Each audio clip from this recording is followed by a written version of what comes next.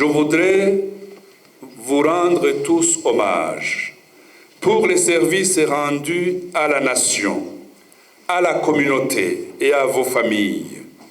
Vos parcours professionnels d'aînés sont certes différents, mais ils convergent vers le même carrefour, le Burundi qui nous a vus naître, le Burundi qui nous a nourris, le Burundi que vous avez servi jusqu'à l'âge du départ à la retraite.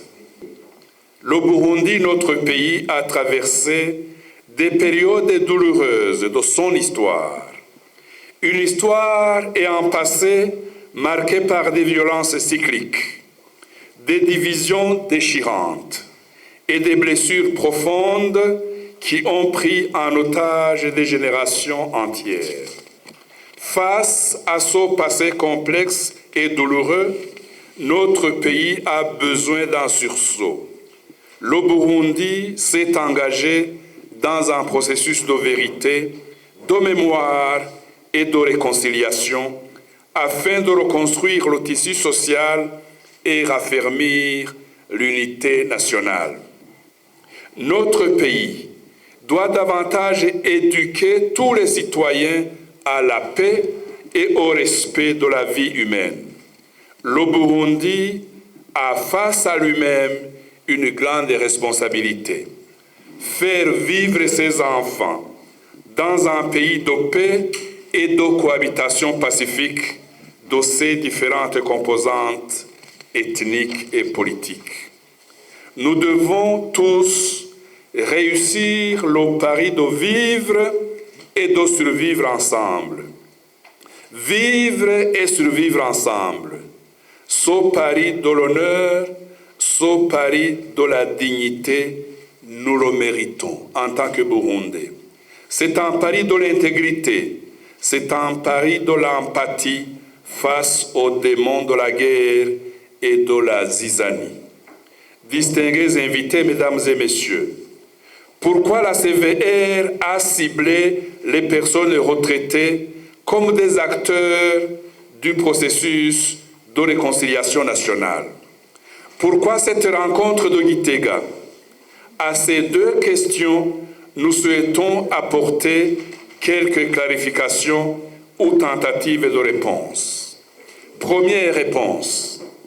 Dans notre société, les personnes retraitées occupent une place particulière et irremplaçable. Au sein de notre commission, c'est ainsi que nous le percevons. Pourquoi? Parce que vous êtes les témoins vivants de l'histoire récente du Burundi et de son administration. Parce que vous avez vu, vécu et observé et parfois subi les différentes péripéties heureuses et douloureuses qui ont marqué notre trajectoire nationale durant les premières années du Burundi post-indépendant. Lorsque la CVR enquête sur l'assassinat du prince Louis Rwagasore en 1961, la plupart d'entre vous étaient déjà des observateurs vivants et avisés.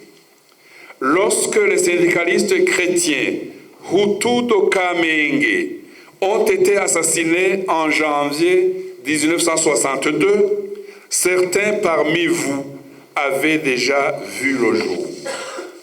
Lorsque Monseigneur Gabriel Gihimbare fut assassiné à Busoni, dans Kirundo, le 13 décembre 1964, certains parmi vous étaient déjà des adultes capables de distinguer les rumeurs de paix et les bruits de haine. Monseigneur Gabriel Gihimbare venait d'être nommé par le Saint-Père Paul VI comme l'évêque auxiliaire de l'archevêque de Gitega, Monseigneur Antoine Hubert Grols. Avant d'être assassiné par un élément de l'armée, l'abbé Gabriel Gihimbare était aumônier principal des forces armées burundaises. Et comme nous sommes réunis à Gitega, il faudrait peut-être préciser à l'intention des participants que Monseigneur Gihimbare était natif de Giheta, non loin de la paroisse de Giheta. L'histoire a donc ses secrets et plusieurs zones d'ombre. Lorsque dans la nuit du 18 au 19 octobre 1965, une tentative de coup d'État faillit emporter le roi Mwambutsa IV Bangirichenge, beaucoup d'entre vous s'en souviennent. La mémoire sait filtrer les dates et les crises clés qui accompagnent et qui vous accompagnent et qui nous accompagnent jusqu'à notre dernier souffle. Tout a été dit sur octobre 1965, du moins pour les aînés, et les massacres de Busangana qui ont endeuillé de nombreuses familles Hutu et Tutsi dans la province de Muramvya. Tout a été dit sur un possible montage de coup d'État attribué aux hommes politiques Hutus dont la plupart venaient d'être élus députés ou sénateurs en mai 1965. Les parlementaires Hutus élus en mai 1965 furent tous exécutés, sauf 2 qui sont parvenus à fuir vers la Tanzanie. À cette époque, les appareils répressifs de l'État, à savoir l'armée, la gendarmerie, la police et la magistrature, étaient dans les mains du capitaine Michel Michombero et de Artemon Simbananiye, respectivement secrétaire d'État à l'armée et secrétaire d'État à la justice. Les blessures des familles burundaises sont nombreuses, toujours béantes malheureusement. Les crises qui ont profondément marqué l'histoire tragique du Burundi des années 1969, 1971, 1988 et 1993 résonnent comme une malédiction imposée à notre peuple. Les aînés présents dans cette salle de conférence n'ont pas oublié l'affaire dite Jérôme Ntungumburanye de 1971. Ils n'ont pas non plus oublié l'extradition et l'assassinat du dernier roi du Burundi, Ntare V. Ils n'ont pas oublié le génocide commis contre les Hutus du Burundi par le régime du président Michel Michombero en 1972. Vous n'avez pas oublié les massacres horribles d'Onhega et Marangara en août 1988. Les attaques attribuées au mouvement Palipeutu en novembre 1991. L'assassinat du président élu en 1993, Melchior Ndadaye, et la guerre civile qui a fait des victimes Bahutu, Batutsi, Batwa et même des étrangers dans le pays. C'est justement cela que j'appelle la malédiction imposée par les vendeurs de la mort et de la haine et les animateurs de la balkanisation de la société burundaise. En octobre 1993, le Burundi a raté son tournant démocratique. Le front du refus de l'alternance politique a imposé au peuple son plan et le sang des innocents a coulé dans tout le pays. Excellences, honorables mesdames et messieurs, votre expérience et votre mémoire constituent un patrimoine précieux pour les générations présentes et futures. Vous êtes également des repères humains et moraux au sein des familles, des communautés et des institutions. Vous avez des enfants et des petits-enfants. Dans les collines, dans les quartiers, dans les associations, dans les églises et les cercles sociaux, votre parole doit rester robuste, c'est-à-dire une parole écoutée et respectée. Votre contribution au débat sur la paix et l'urgence de la réconciliation doit nourrir en permanence la promotion du dialogue, du pardon, de la tolérance et de la coexistence pacifique. Mesdames et messieurs, la rencontre de Gitega avec vous poursuit donc un triple objectif. D'une part, il s'agit de partager avec vous la vision et les efforts entrepris par la Commission dans le cadre de ses missions de recherche de la vérité au service de la réconciliation nationale. Il faudra souligner le mot « vérité » au service de la réconciliation nationale.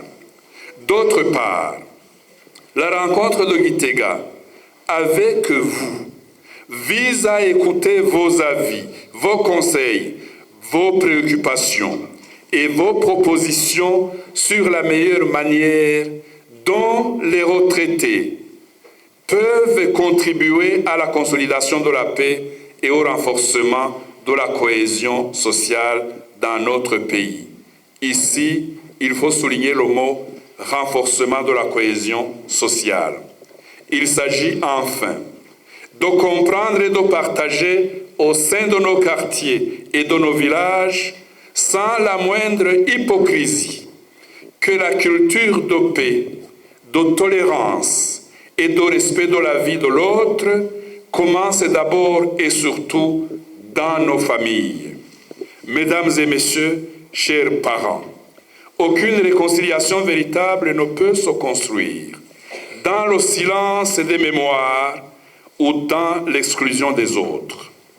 Les nations qui réussissent à guérir de leurs blessures sont celles qui savent écouter les pleurs, écouter la douleur, écouter la souffrance des victimes. Et là, il y a une exigence cardinale: aucune victime ne doit être oubliée. Les nations qui valorisent les sages et les aînés, leurs expériences et qui savent mieux transmettre leur héritage social, politique et moral et positif aux jeunes générations ont la chance de s'en sortir. Si nous tâtonnons aujourd'hui en matière de réconciliation nationale, c'est parce que notre société investit peu de moyens et d'efforts dans le traitement traumatique et la réhabilitation symbolique et matérielle des victimes des crises.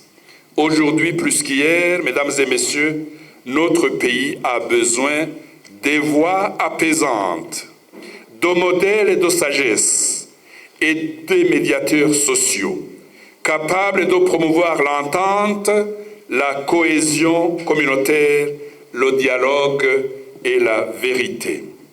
Mesdames, Messieurs, distingués participants, chers parents, grâce à votre expérience, vous pouvez contribuer à déconstruire les discours de haine, à prévenir les divisions et à promouvoir dans vos milieux de vie une culture de paix durable.